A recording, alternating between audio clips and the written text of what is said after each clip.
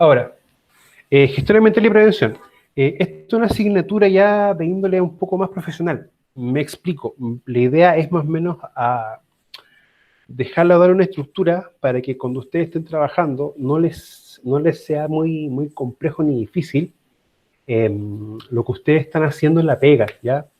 De igual forma está más actualizada en el sentido de que se utiliza más vocabulario más asociado a normas ISO, por ejemplo, ¿ya? Para los que estén trabajando con 9000 de calidad, 14000 de medio ambiente y la 8 y 8000 o la 45001, ¿ya? De la ISO, que son básicamente orientadas a lo que es seguridad y salud ocupacional, para que ustedes también no pierdan ese norte. En sí, chiquillos, ya les subí parte del curso, ¿ya? Hay una pequeña parte que me falta de gestión ambiental y una parte del módulo de higiene industrial. En sí no son contenidos muy difíciles, ya están bien acotados. Hay una sola diapositiva que es la de técnicas preventivas, que es como un poco más larga, ¿ya? De igual forma, igual voy a subirles más adelante algo más resumido. La idea sí es que también revisen el material y me planteen dudas o consultas. Pueden hacerlo por el chat de Moodle, ¿ya? O por el correo, que es alvaro.campos@uda.cl. De igual forma, en la página de Moodle, a ustedes ya les subí mi coordenada, pues, en el fondo de mi correo, para que puedan hacer también consultas. Ahora, chiquillos, gestión ambiental y prevención. Cuando uno habla de prevención, en sí habla de prevención de riesgos. Y la prevención de riesgos, como nosotros la conocemos, y como yo la apliqué mientras trabajaba, es básicamente evitar los accidentes de trabajo y las enfermedades profesionales.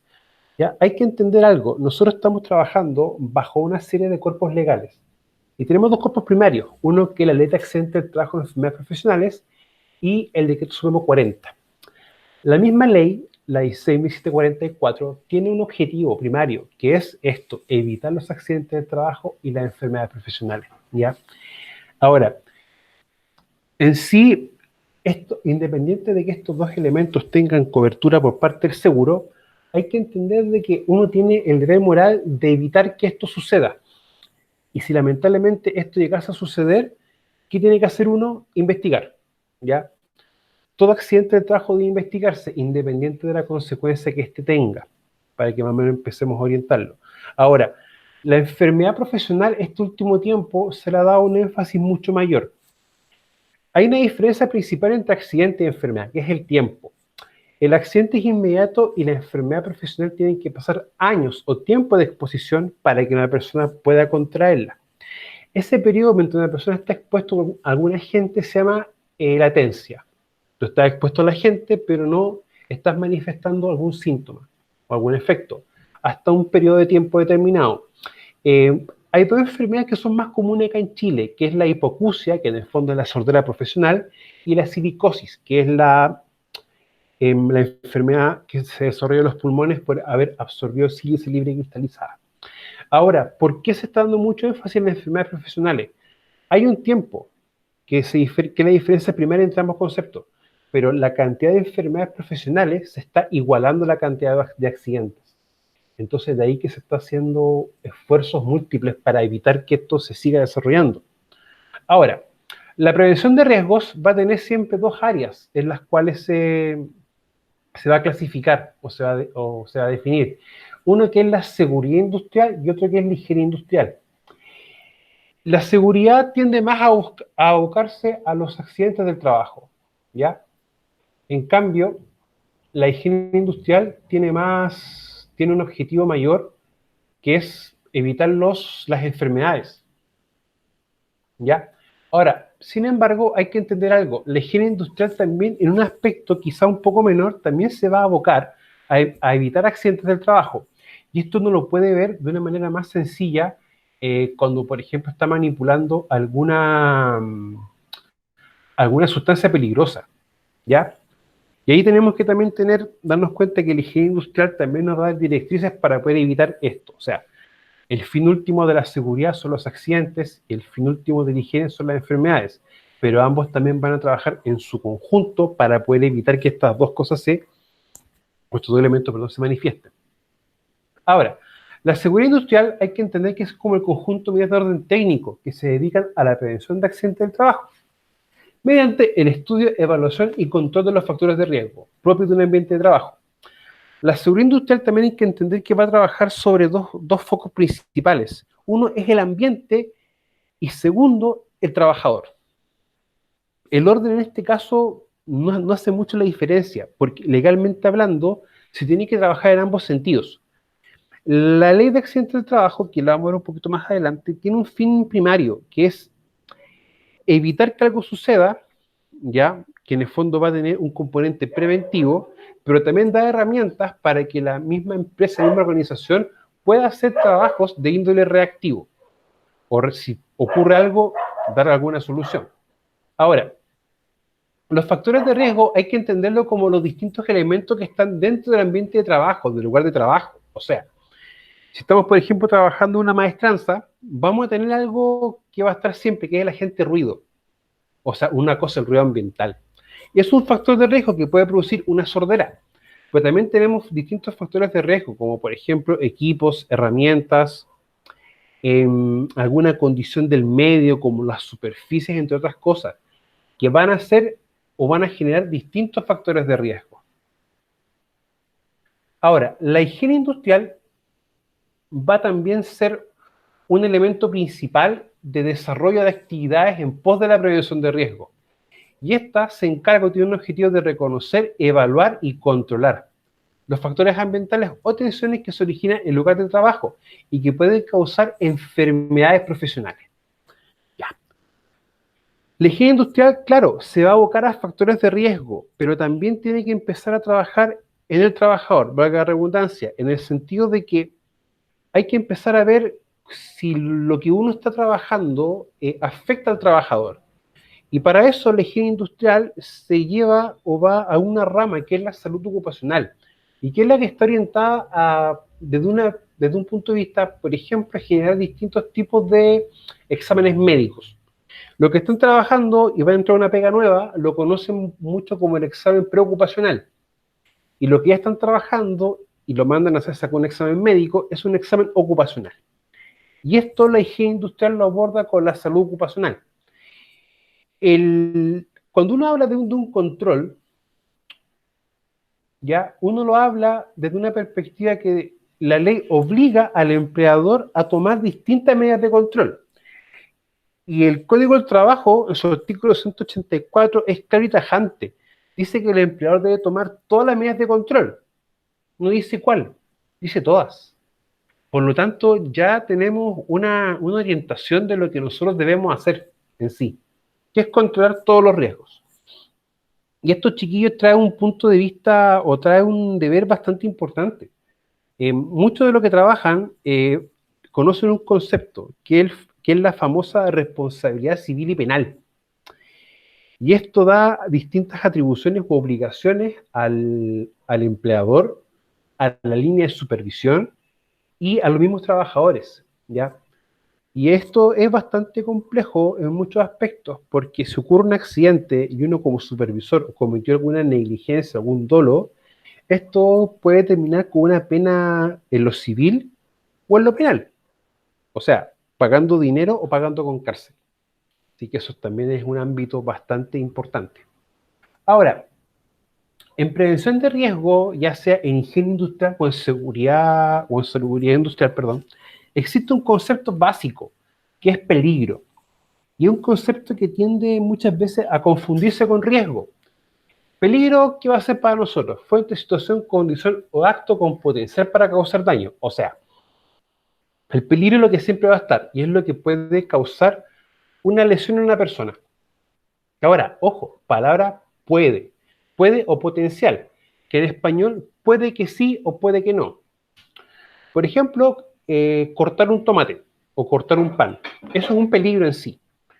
Y ese cortar un pan puede que te origine una lesión, ¿ya? O sea, puede que se dé.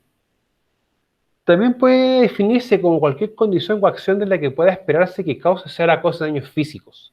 O sea, si uno, por ejemplo, está soldando una reja o trabajando en altura, uno puede esperar que eso pueda causar un daño físico. Ojo, pueda. Si uno hace bien las cosas, no necesariamente eso va a originar un accidente.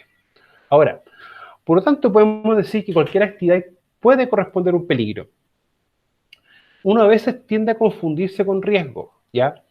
Muchas veces para poder diferenciar un peligro, uno desde un punto de vista lo puede ver también por la terminación verbal, en ar, er, ir, ¿ya? De una forma para que uno empiece como a trabajar los conceptos de manera distinta. Ahora, el peligro puede clasificarse y debe clasificarse. Vamos a tener peligro clase A, B o C. Y la diferencia primaria de estas tres clases viene dado por la consecuencia, ¿ya?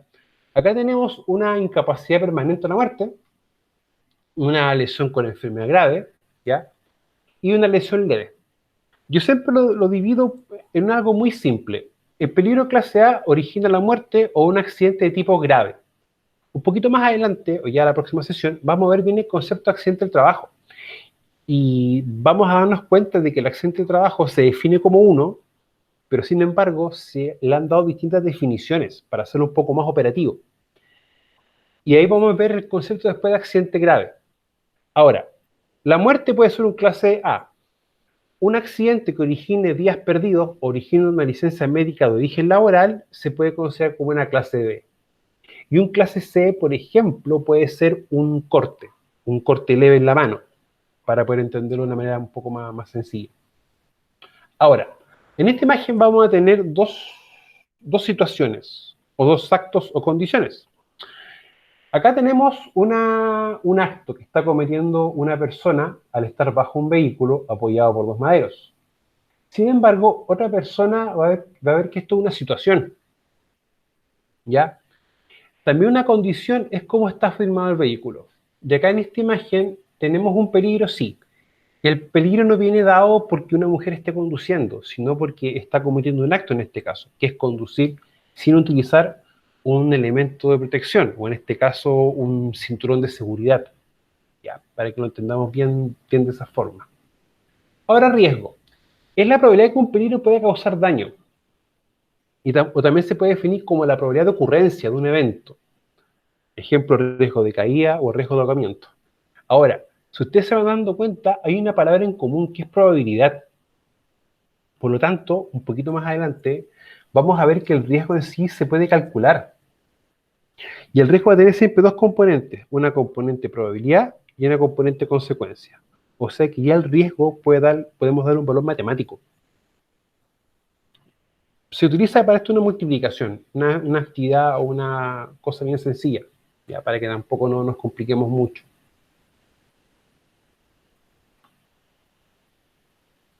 Ahora, hay que entender algo. Los riesgos nacen cuando uno interactúa con el peligro. O sea, el peligro va a estar siempre. Pero si no hay nadie o no hay ningún trabajador interactuando, automáticamente uno va a decir que no hay riesgo. Pero basta que en un peligro esté interactuando una persona para que en sí ya estemos hablando de riesgos. Por ejemplo, una persona está soldando o realizando trabajo de tarea de soldadura. En sí la tarea de soldadura es el peligro. Y el riesgo hay que empezar a ver o preguntarnos cómo yo trabajador, cómo yo persona voy a interactuar con el peligro. Y uno dice, si es soldadura y es con una máquina de 220 volts, podemos estar expuestos a un contacto con energía eléctrica, por ejemplo, un riesgo de incendio, ya producto si se sobrecalienta, podemos también estar expuestos a algún humo metálico y a ruido, que son como los cuatro riesgos básicos en trabajo de tarea de soldadura. Ahora, ejemplos, como dice acá la lámina, riesgo de contacto con energía, riesgo de incendio, riesgo de atrapamiento. Por lo tanto, debe haber un contacto, interacción y o contacto con un peligro. Y si no hay, no hay riesgos. O sea, tiene que haber contacto o una interacción o una exposición de un trabajador a un peligro para hablar nosotros de un riesgo, ¿ya? La gente que está trabajando o los que han recibido alguna capacitación en prevención de riesgo siempre han escuchado un término que dice el peligro está. Efectivamente, va a estar. Lo que sí se puede condicionar un poco es el riesgo. A ver, los riesgos también pueden clasificarse. Es una clasificación bien sencilla, el inherente, el adquirido y el puro. Yo como experto en prevención siempre me ha preocupado el adquirido. Y es cuando un riesgo inmaterial no existe y este se agrega. Para esto a veces esto es bastante complejo, en el sentido de que nosotros como chilenos somos bastante inventivos. Y le damos atributo a cosas a veces que no lo tienen, o lo utilizamos cosas para lo que no están diseñadas. Es como un ejemplo más claro. Un caso muy sencillo es un destornillador de cruz. Quizás uno no tiene un destornillador de cruz, pero necesita uno, y uno que utiliza para eso un, un cuchillo con punta. O necesitamos un destornillador de paleta y utilizamos un cuchillo liso, un cuchillo para untar. Y ahí estamos utilizando dos elementos para lo que no están hechos. O, por ejemplo, no tenemos un martillo. ¿Y qué utilizamos para eso? Una piedra. O sea, ¿va a cumplir el objetivo? Quizás sí, pero si uno lo agarra mal o utiliza una fuerza desmedida, lo más probable es que se pegue en la mano. Por eso es bastante importante no utilizar eso. Un caso u otro tipo de ejemplo es un cincel. Un cincel en este caso para poder dar una forma a una madera. Y quizás no tengamos uno. ¿Y qué vamos a utilizar? Un destornillador de paleta. Pero esto uno va a tomar un martillo, va a empezar a pegar en el mango hasta un punto tal que el mango ceda, se rompa y nos produzca una lesión en nuestra mano. Ya, para evitar a veces tener esto. El riesgo adquirido es muy importante porque cuando uno hace investigación de accidente, uno logra darse cuenta de que esto es uno de los elementos más importantes o que contribuye más a poder generar una lesión. ¿Ya? Ahora, los inherentes son los propios de la materia. En este caso, por ejemplo, los explosivos. El adquirido es cuando un riesgo material no existe y este se agrega. ¿Ya? Un ejemplo son utilizar cuchillo como un destornillador. O también pudiese ser utilizar un neumático redibujado. ¿Ya? Y el riesgo puro, solo existe la opción de perder. Por ejemplo, trabajar en altura sin arnés, o bajar una cuesta a exceso de velocidad, o bajar una cuesta sin enganche, o sin freno de motor. Que eso también es algo bien importante. O que algo siempre se realice. Ahora tenemos un ejemplo de riesgo, que en este caso el peligro va a ser cocinar. Y vamos a tener distintos riesgos, como por ejemplo contacto con objetos calientes, ya que cuando uno cocina hay temperatura, hay calor. Riesgo de incendio, propiamente porque se queme lo que se está cocinando, o un incendio asociado al gas. Contacto con objetos, por tanto, punzantes, si estamos cortando o picando algún elemento. Y tenemos otros, ¿ya? Puede ser, por ejemplo, exposición a humedad, exposición a calor, entre otras cosas. Ahora, medida de control. Hay que entender de que todo peligro se identifica, el riesgo se evalúa y todo riesgo debe ser controlado. Y yo quiera controlar un riesgo no nace porque yo quiera, nace porque hay un deber moral por parte del empleador, pero también existe un deber por parte de lo que estipula la ley o dice la ley. Ya, y acá tenemos un tema. Muchos de ustedes, los que están trabajando, han escuchado un término que se llama el famoso DAS o el ODI, ¿ya? El DAS que es el derecho a saber y el ODI que es la obligación de informar. Ya, desde el punto de vista legal, la palabra DAS no existe. Sí la palabra ODI, que es obligación de informar. Y esto corresponde a un artículo de un decreto, que es el artículo 21 del Decreto Supremo 40. Ahora, a nosotros, ¿qué nos debe importar de esto en sí? Es que nosotros tenemos la obligación por este artículo de controlar los riesgos, dar un control, una medida de control. ¿Y para esto qué significa? Que son las medidas adoptadas a través de la toma de decisiones para tratar y reducir los riesgos. O sea, hay un riesgo de incendio, por ejemplo, pero yo ¿cómo lo puedo tratar? ¿O cómo puedo reducir que este riesgo se materialice en una consecuencia que es un incendio? Primero hay que ver cuál puede ser el origen de este. Los incendios pueden ser fácilmente por productos químicos, también por electricidad. Por lo tanto, si como una opción de poder reducir un riesgo de incendio desde un punto de vista eléctrico, por ejemplo, uno puede ser revisando la instalación eléctrica, viendo un tema, un diferencial, ¿ya? Y un tercero es no sobrecargando un sistema eléctrico para lo que no está diseñado. Ahí nosotros estamos reduciendo la probabilidad que esto se pueda ejercer o que se pueda producir en realidad. Ya, por eso es importante entender que las medidas de control tienden a eso, a evitar que algo suceda, ya, o reducir la consecuencia. En el fondo, reducir la probabilidad, perdón, y evitar la consecuencia. Ahora, son las medidas adoptadas a través de la toma de decisiones. O sea, yo debo decidir cómo trato un riesgo, cómo lo trabajo. O sea, yo debo controlar todos mis riesgos. Sin embargo, hay una máxima de economía, por ejemplo, que es los recursos son escasos y las necesidades son muchas. Por lo tanto, uno tiene que ver bien cómo trabajo un riesgo, desde qué perspectiva y qué recursos cuento con ellos. Ahora, tratar y reducir los riesgos de accidentes del trabajo y enfermedades profesionales.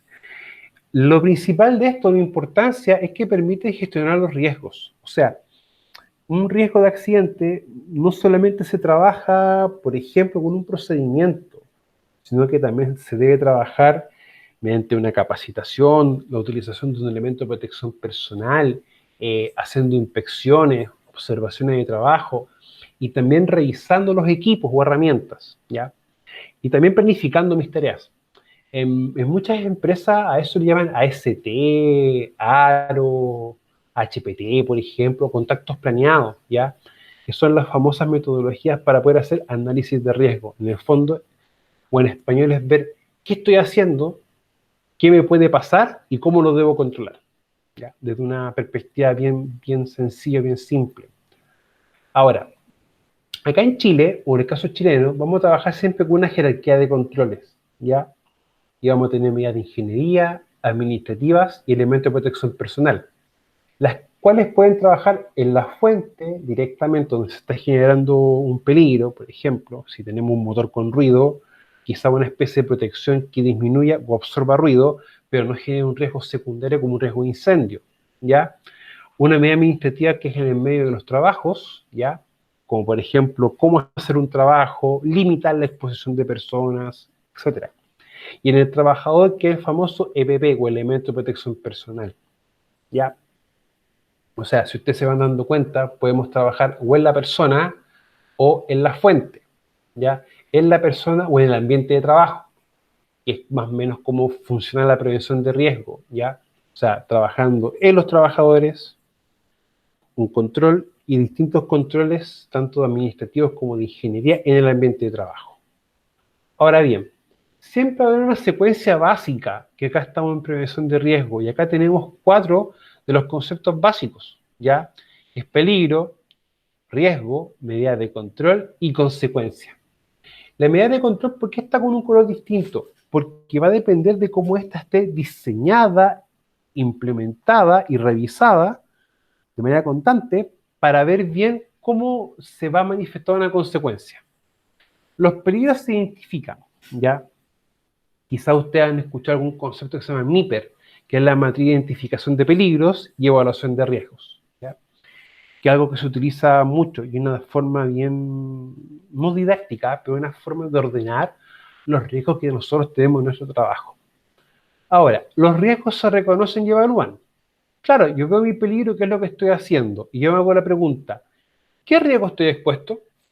Y uno se hace esa pregunta y empieza a reconocer los distintos riesgos, para luego darles valores numéricos. La idea de darle un valor numérico o de valor un riesgo es poder jerarquizar, dependiendo de su criticidad. O sea, si tengo un riesgo que me puede originar la muerte versus un riesgo que me puede originar una lesión leve, el que voy a trabajar de manera más intensiva va a ser el que me puede originar la muerte, ¿ya? Porque tiene una consecuencia mayor. Ahora, las consecuencias, perdón, las medidas de control van a funcionar en el trabajo y el ambiente de trabajo. Y las consecuencias van a ser dos desde este punto de vista bien simple, que son los accidentes y las enfermedades, ¿ya? Lo importante de esto es que cuando ocurran, se denuncian. O sea, yo debo denunciar cuando tuve un accidente de trabajo y también se debe investigar, ¿ya? Con esto que hacemos nosotros, damos cumplimiento a la ley, ya que la ley en el fondo que nos obliga a investigar siempre las causas, y las causas se van a definir como actos y condiciones.